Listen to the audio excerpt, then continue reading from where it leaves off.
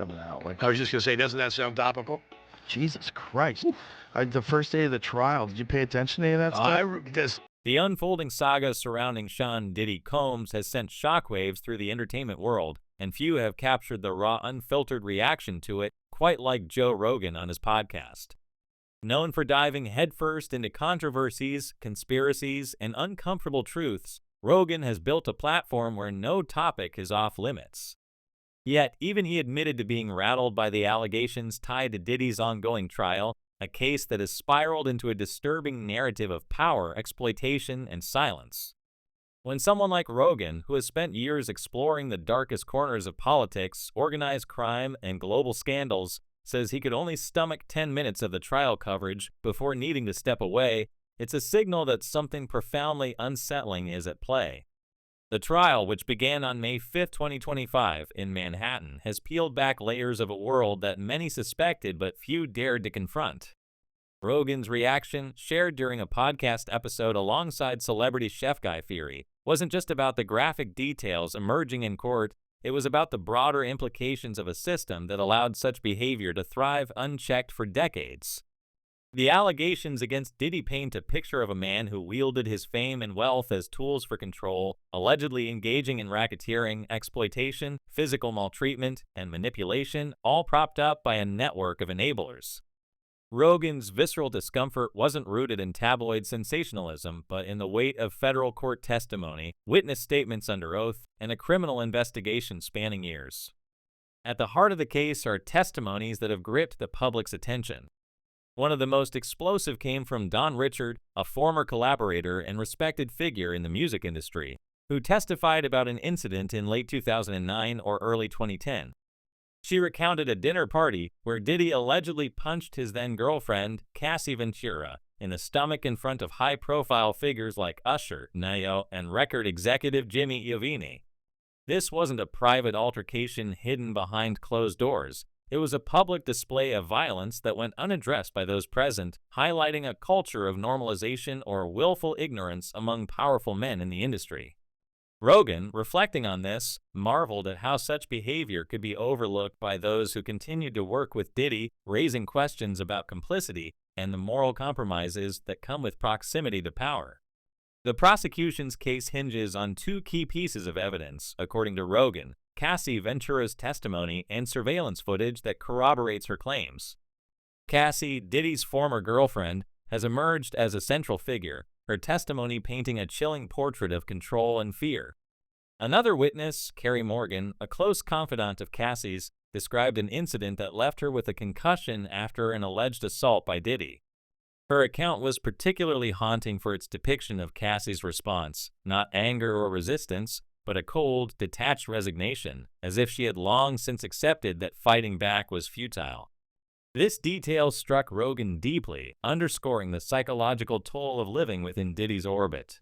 The testimony of Capricorn Clark, who worked for Diddy between 2012 and 2020, added another layer of menace. She described a terrifying encounter where Diddy appeared at her apartment, banging on the door with a firearm and demanding she accompany him to end rapper Kid Cudi. Clark also claimed Diddy instructed her not to speak to the police, a detail that feeds into the prosecution's racketeering charge, which alleges a pattern of criminal activities including witness tampering. Kid Cudi himself took the stand, delivering what Rogan called explosive testimony, accusing Diddy of orchestrating a 2012 incident where a Molotov cocktail was thrown into his Porsche.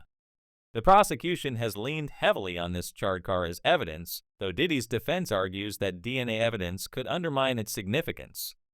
Rogan's podcast discussions, particularly with guests like Aaron Rodgers, have gone beyond the courtroom to probe the broader cultural and systemic issues at play.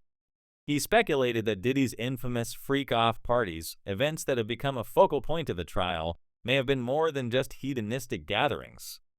Drawing parallels to the Jeffrey Epstein case, Rogan and Rodgers entertained the theory that these parties could have been orchestrated to place high-profile guests in compromising situations, potentially recorded for leverage. The idea that Diddy was running an Epstein-type deal, as Rogan put it, where cameras captured illicit activities, has fueled speculation about a hidden network of control within the entertainment industry.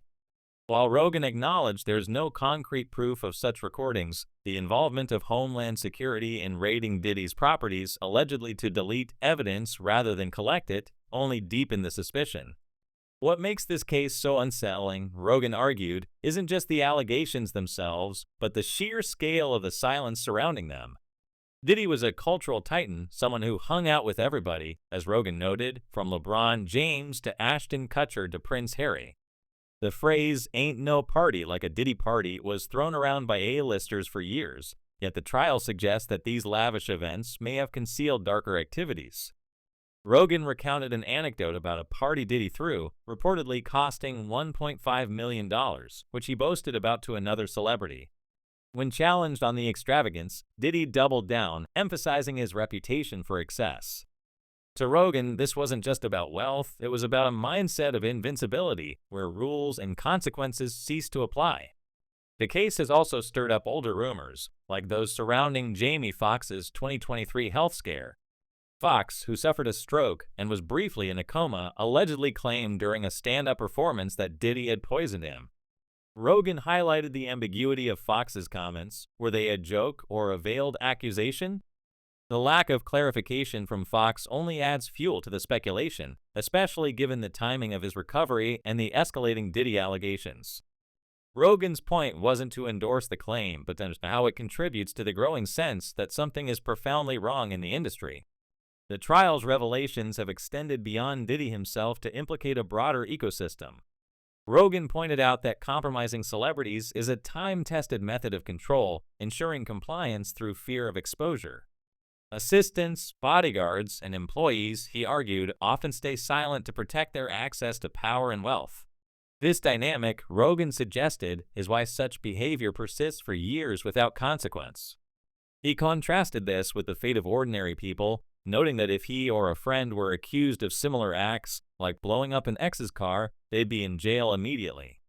Yet Diddy, shielded by fame and a network of enablers, operated with apparent impunity for decades. The testimony of a former assistant, Mia, further illuminated this culture of fear. She described a workplace environment under Diddy's control where she was on call 24/7, had no privacy, and was subjected to physical and emotional abuse, including being forced to stay awake for 5 days and having objects thrown at her. These accounts, combined with the surveillance footage and Cassie's testimony, have helped prosecutors build a case that portrays Diddy as the orchestrator of a criminal enterprise, not just a lone actor. Rogan's philosophical musings on the podcast took the discussion to a deeper level.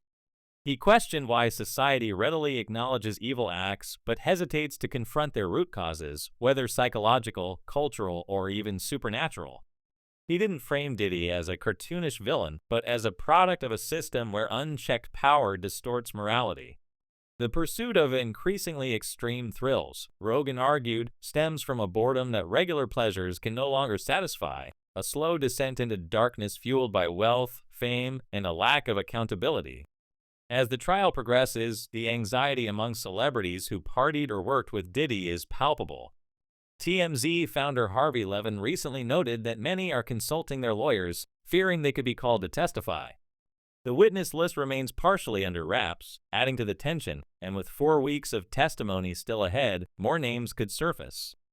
The public's fascination with the case, amplified by figures like Rogan, shows no signs of waning. Unlike the Johnny Depp trial, which was broadcast widely, Diddy's trial hasn't received the same media treatment, a decision Rogan questioned, noting the potential for blockbuster ratings.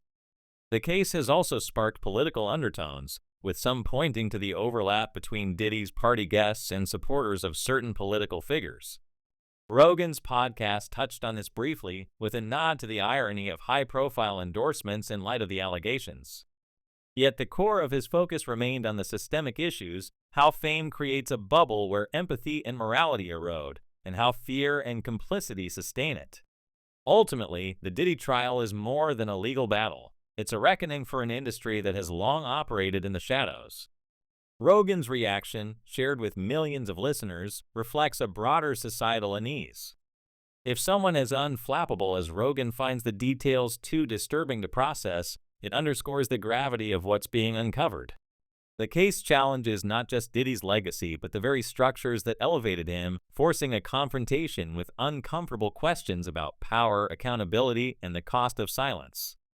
As more witnesses prepare to testify and the trial delves deeper into the allegations, the world is watching, waiting to see how far the fallout will reach and whether it will finally expose the rot at the heart of celebrity culture.